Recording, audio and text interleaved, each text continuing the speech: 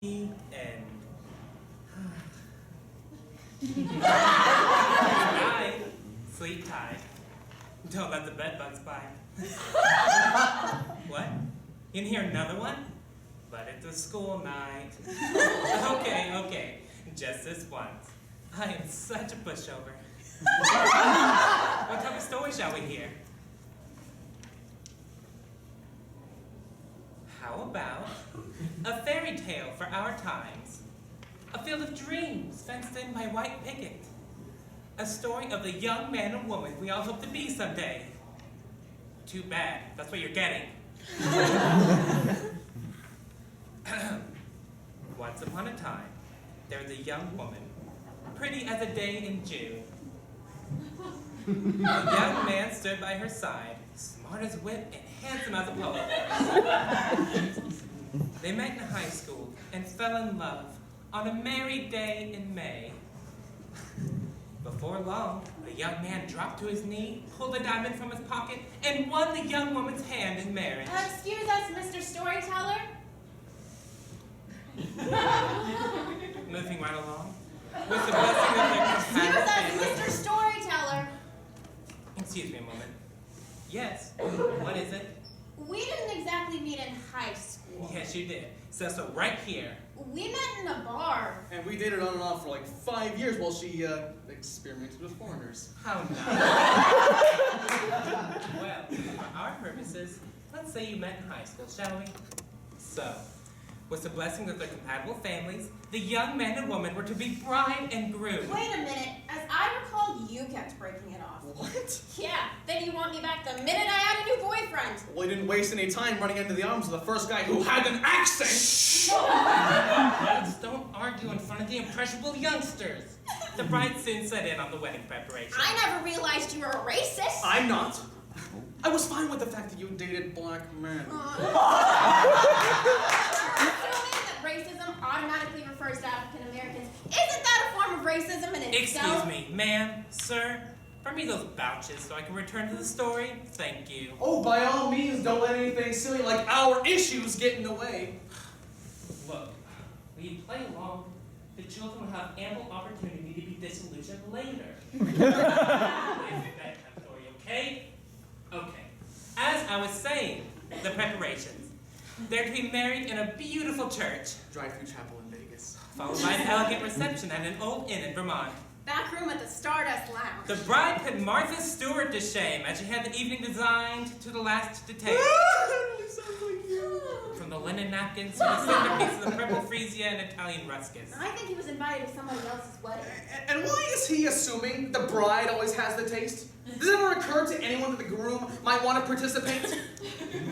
I worked my way through law school as a floral designer. That is how I know that freesia is all wrong as a centerpiece. Well, except for maybe as an accent piece. You were a floral designer? You need to base your arrangement on a more substantial bloom, like a lily or an orchid. Brad, is there something you want to tell me? Actually, there is something I want to tell these youngsters so they can get to bed at a decent hour. The story! Oh, how So, they had their flawless reception for 300 guests at a turn-of-the-century inn in Vermont, You know, we've never been to Vermont.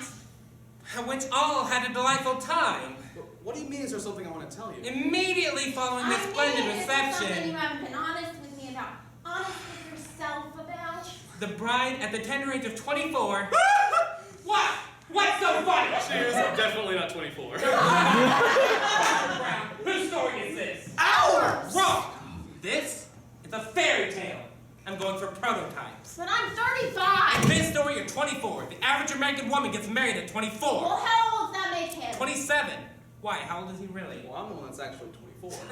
Isn't that a little young to be getting married? Wait, how come 24 is okay for me but not for him? You're the woman. You're supposed to be younger. Jesus. Now, before I was interrupted for the umpteenth time, boys and girls, I was saying that after the reception, the 24-year-old bride was whisked away in a horse-drawn carriage by her 27-year-old Prince Charming. Whisked away where? I don't know, to the airport. Which one? The airport of Vermont. There's one in Burlington and one in Montpelier. How'd you know that? I majored in geography. You did. So, Mr. Payton, which one is it? The one where you caught your flight to Hawaii for your honeymoon. This whole fairy tale is completely out of hand. Anyone knows you can't fly from Vermont to Hawaii. You have to connect through Logan or LAX or both. And anyway, I highly doubt they let horses in the terminal. Oh, for God's sake. What's the big deal in telling the children a nice little story? No one's life turns out like that. How many of those kids are going to live up to your version of the story? None. It's too much pressure. It's like why Catholic women are so messed up. You can't be a virgin and a mother. And Brad, I probably shouldn't have married you to begin with. What? Shayna, how can you say that? You're probably gay. How many straight male floral designers do you know? Is that what you thought I needed to be honest with you about? You didn't even know I majored in geography. And listen, if we're talking averages here, most people don't get married in Vermont. They get married in their one-horse hometowns with Walmarts and bad zoning. What's wrong with that? Nothing! That's my point! Most people get married in their hometowns. Most people end up cheating on their spouses or end up in counseling or end up selling everything they own to get into a lousy nursing home. Put that in your fairy tale and smoke it! No one's smoking anything! There are children present! And God forbid we tell them what life is really like. You know, she's got a pretty good point there. You're opening yourself up for multiple class action suits there, mister. Fine. I've had it. You want the truth? The whole truth? Nothing but the truth? The whole enchilada? Proverbial hook, line, and sinker? Well, far be it from me to give these little souls something to which to aspire. Do it! Do it! Do it! I'm warning you, it won't be pretty. We stand warned. I am such a pushover. Once upon a time, in a trailer park not so far away, there lived a woman approaching middle age who drank a lot of bourbon, smoked a pack a day, hung out in places where they throw peanut shells on the floor. All right already. And a young, slightly effeminate man who took it up the ass once from a fellow Eagle Scout. He still considered himself straight. Hey!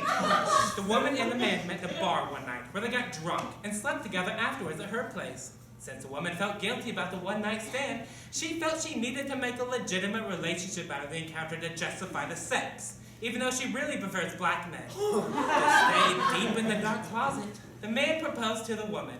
And since she's 35 and, let's face it, not getting any younger, she accepted his pathetic offer.